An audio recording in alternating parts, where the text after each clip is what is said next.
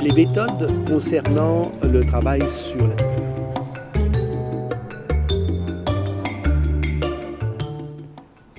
Vous allez voir une suite de vidéos concernant le travail sur la douleur.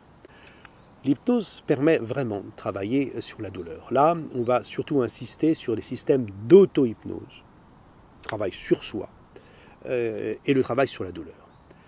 Ce sont des techniques métaphoriques, efficaces. Et justement, leur danger vient de leur efficacité.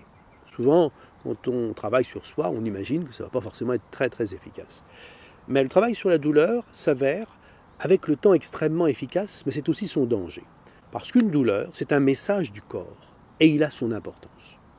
Donc, on peut supprimer une douleur, parce que c'est finalement qu'un message. Mais si on supprime la douleur, ça ne veut pas dire pour autant qu'on supprime le mal, qui est en train peut-être de progresser, et dont la douleur n'était que le signal. Évidemment, il doit y avoir quand il y a une douleur qui ne se passe pas, il doit y avoir un suivi médical. Et c'est seulement après ce suivi médical, évidemment, qu'on peut travailler sur soi, sur une douleur, par exemple sur une douleur chronique, parce que, évidemment, elle n'a plus de sens, elle est fantomatique. Le médecin nous a dit, non, je ne peux plus faire grand-chose sur cette douleur-là, vous avez mal, vous avez mal. C'est un premier élément. Un deuxième élément, c'est qu'on peut aussi travailler sur une douleur en attendant une intervention, par exemple une intervention chirurgicale, où on a une rage de dents, en attendant d'aller chez le dentiste. On peut travailler sur la douleur parce qu'on sait que de toute façon, ça va être traité. Notre inconscient sait que ça va être traité.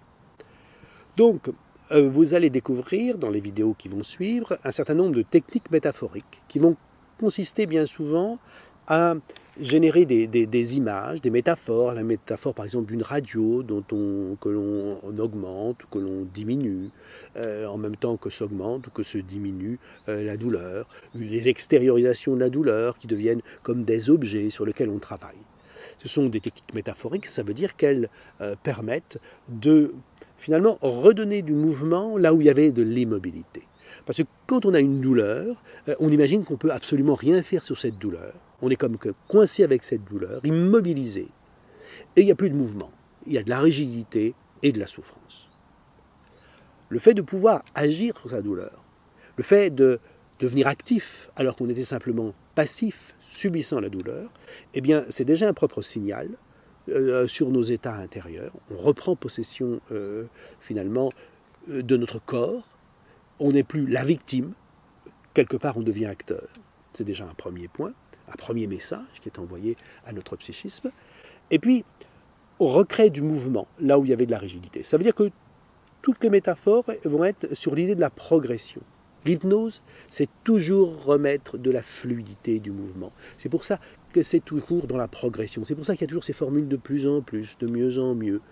C'est l'idée du mouvement, de la progression. Là où il y avait de la rigidité, de l'immobilité, de la souffrance, on recrée du mouvement, de la légèreté, de la fluidité, de la joie et de la vie.